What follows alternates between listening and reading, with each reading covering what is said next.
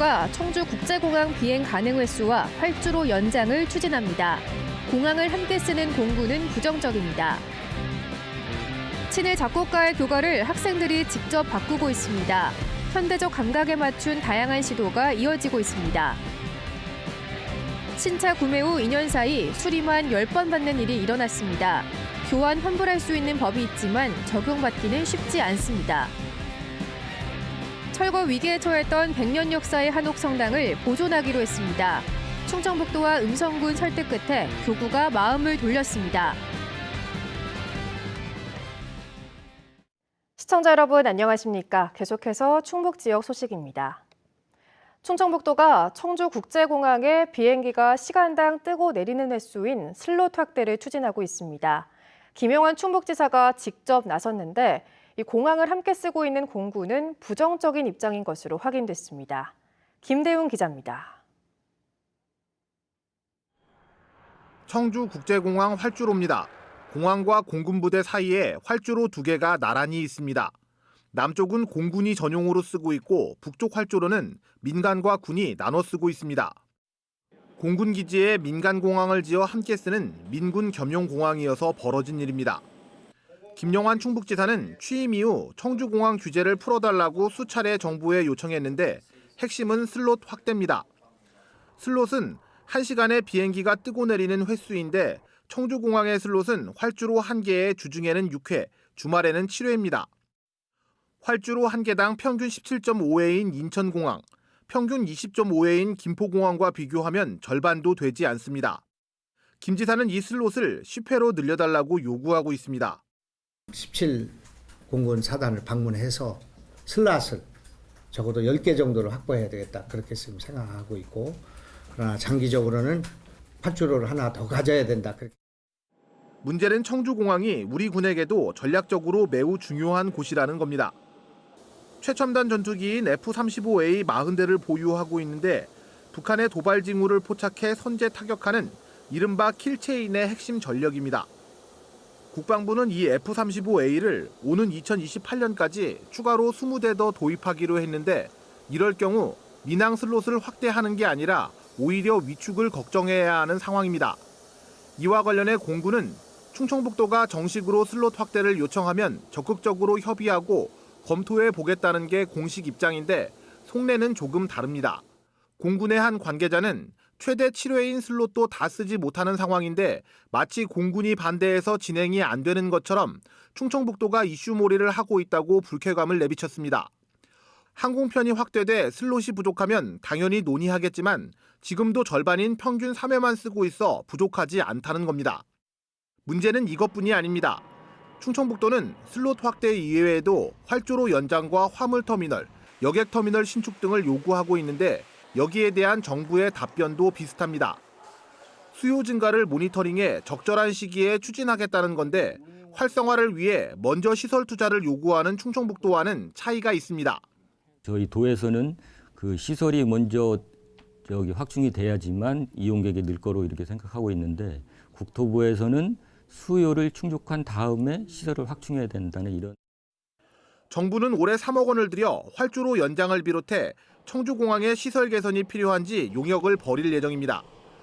윤석열 대통령이 최근 충북을 방문해 청주공항이 지역의 거점 공항이 되도록 하겠다고 거듭 약속한 만큼 변화가 있을지 주목됩니다. MBC 뉴스 김대웅입니다. 충북 시장군수협의회가 수자원 공사를 상대로 갈수기 무심천 물감 면제를 요청했습니다. 지난달 27일 열린 협의회는 무심천 사용요금 감면 건의안을 채택했고 전국 시장군수협의회를 통해 환경부 등 정부 부처에도 전달할 예정입니다. 이는 수자원 공사가 댐 용수 공급 규정을 개정해 갈수기에 무심천에 공급하는 대청댐 물값을 전액 면제하도록 하는 내용입니다. 청주시는 지난 1월부터 수질오염과 어류 폐사 방지 등을 위해 하루 2, 3만 톤의 물을 공급받고 있지만 시의회 예산 삭감으로 1월분 용수요금 2천만 원가량을 미납 중입니다. 진천군의 인구 증가가 101개월 만에 중단됐습니다.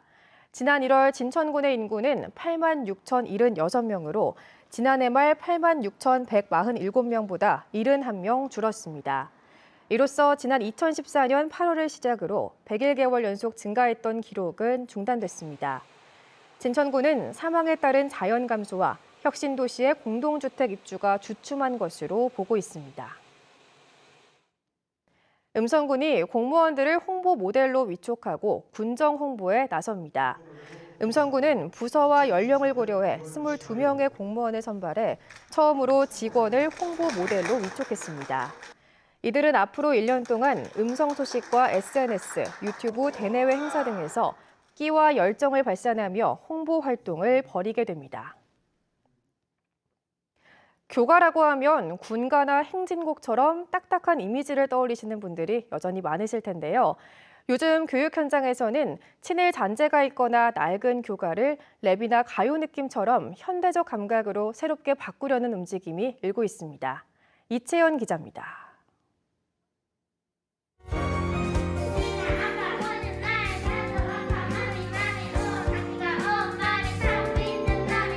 활기찬 동요 속에 리드미컬한 랩이 섞여 있습니다.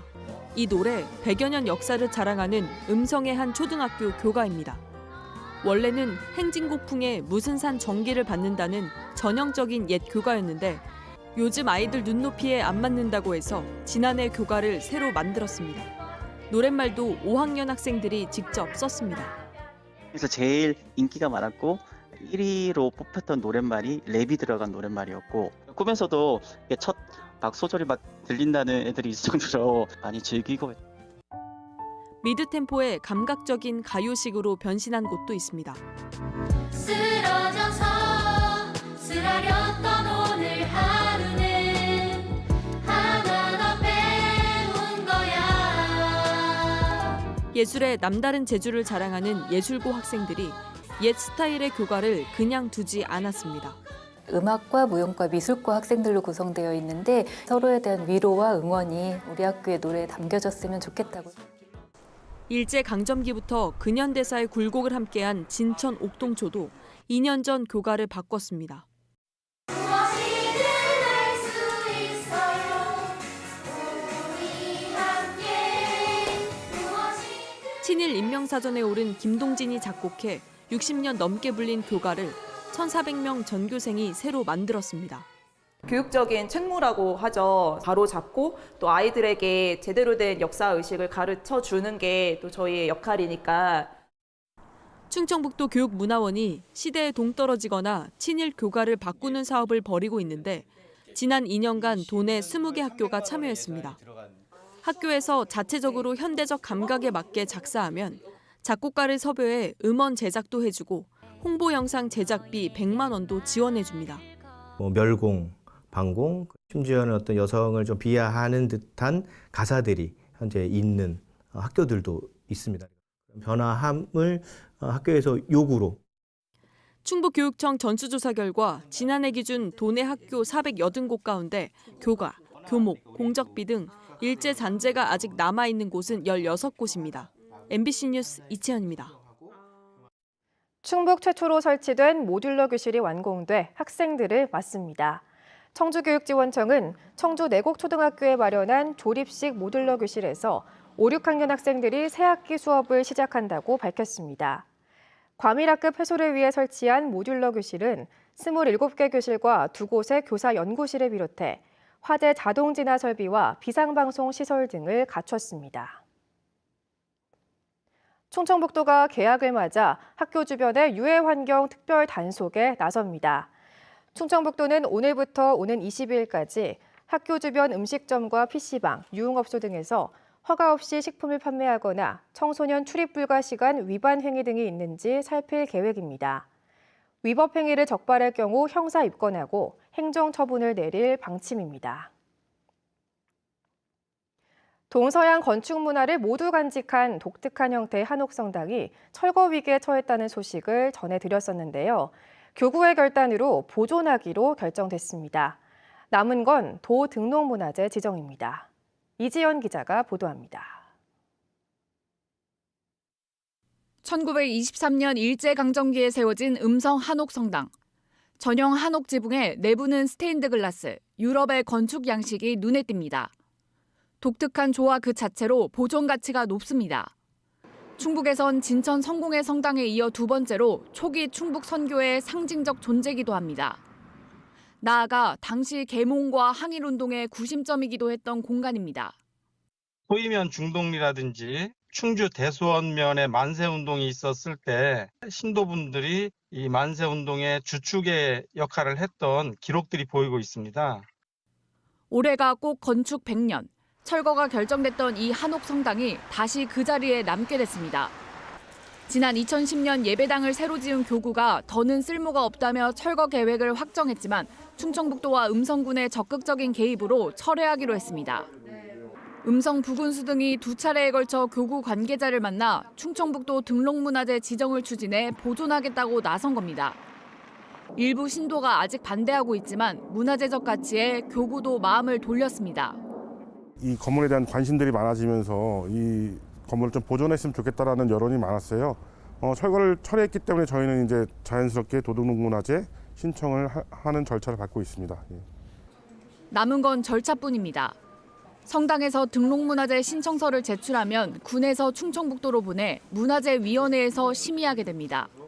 현장 실사와 검토, 의견 수렴을 위한 고시기간 등 수개월이 소요되는데 올 상반기 지정하는 게 목표입니다.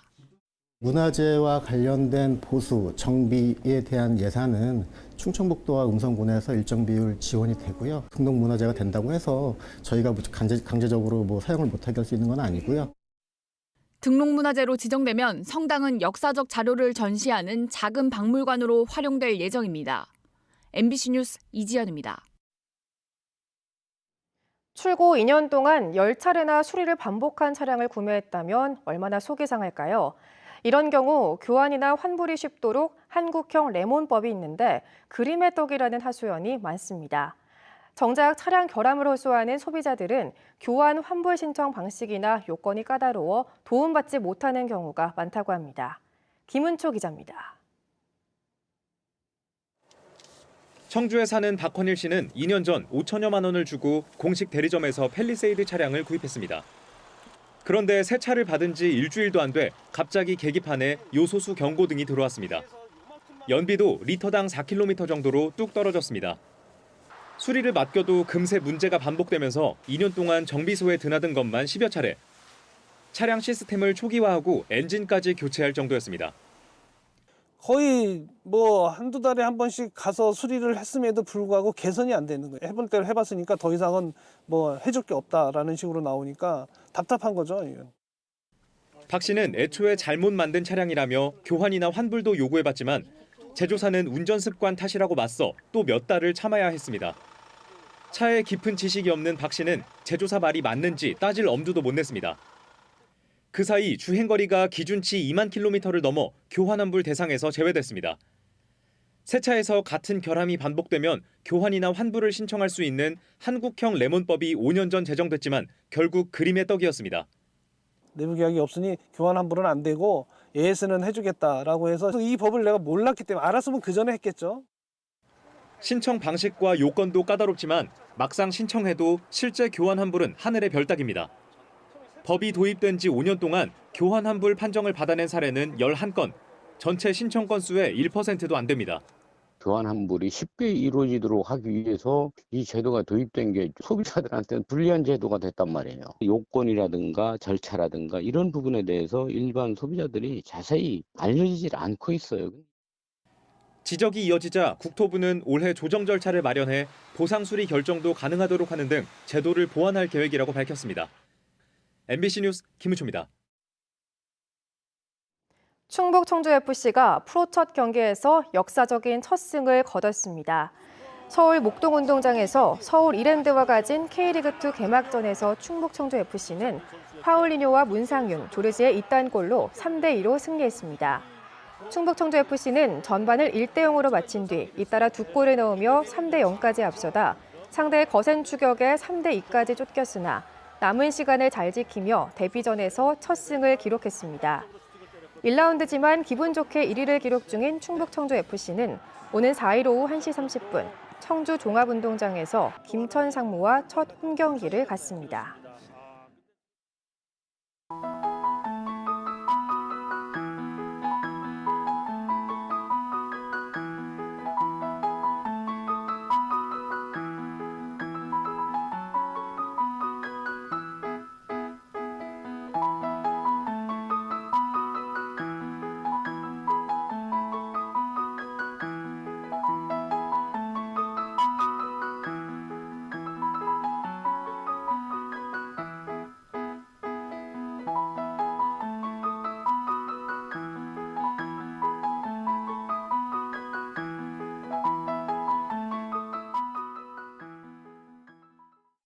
제천 한방바이오진흥재단 6대 이사장에 조정희 전 전남 한방산업진흥원장이 임명됐습니다.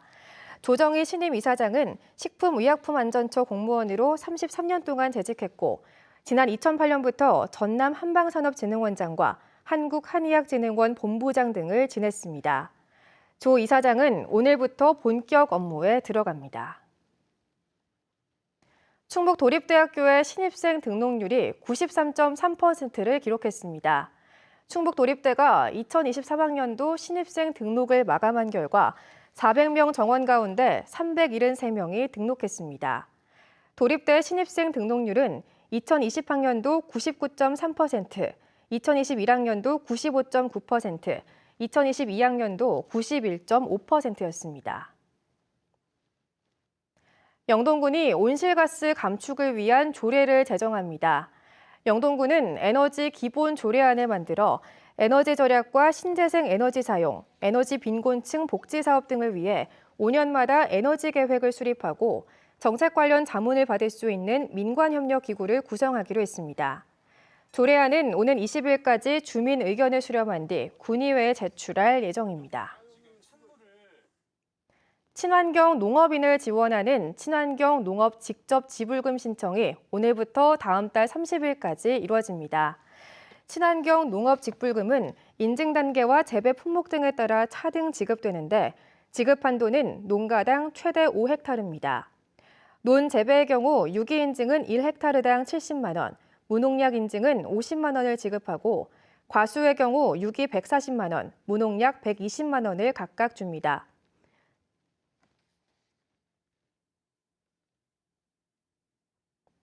충북 지역 소식 마치겠습니다. 시청해주신 여러분 고맙습니다.